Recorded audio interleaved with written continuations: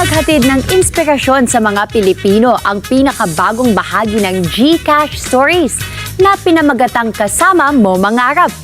Hearted Molina sa detalye. Working law student noon, ganap ng abogado ngayon. Ito ang naging lakbayin ni Attorney Sheila May Gomez na tampok sa pinakabagong hashtag GCash Stories na Kasama Mo Mangarap. Pinagsabay niya ang pagtatrabaho bilang legal aid at pag-aaral sa law school. Sa kabila ng mga hamon, nagpatuloy siya sa pag-abot ng kanyang pangarap hanggang sa makapasa sa bar examination. Tied up po siya sa GCash, which is an application na ginagamit ko ever since before pa nung nag-law school ako. So parang there is the certain trust na na-built na between me and GCash. Sa kanyang pagsusumikap habang isang working student, naging bahagi ng pang-araw-araw na buhay ni Attorney Sheila ang paggamit ng digital financial services. Para sa kanya, malaking bagay ang pagkakaroon ng mga serbisyong madaling ma-access at gamitin sa gitna ng abalang schedule sa trabaho at pag-aaral. If you are used to using GCash as a payment option sa mga groceries or sa mga stores, nagka-cash in, cash out po tayo, familiar po tayo sa kung paano nag-work ang GCash app itself.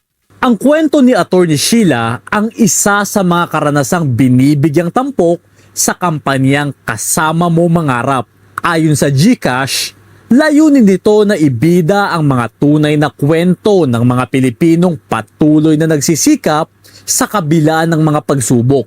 At tulad ng maraming Pilipinong hindi agad nakakamit ang tagumpay, ibinahagi rin ni Attorney Sheila kung paano siya naging matatag at muling bumangon matapos ang kanyang unang pagsubok sa bar examination. I think isa sa mga nagbigay po talaga sa akin ng motivation para hindi sumuko is yung dream talaga to get the title itself. So parang naisip ko baka hindi pa para sa akin nung time na yon. So yun, sumubok po ako ulit ng the second time around.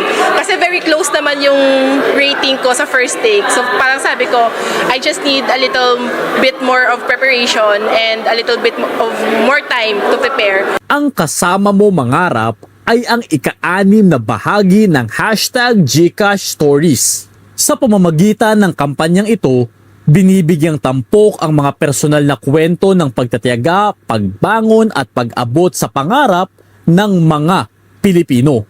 Hearted Molina para sa Mata ng Agila, matatag, matapang, matapat.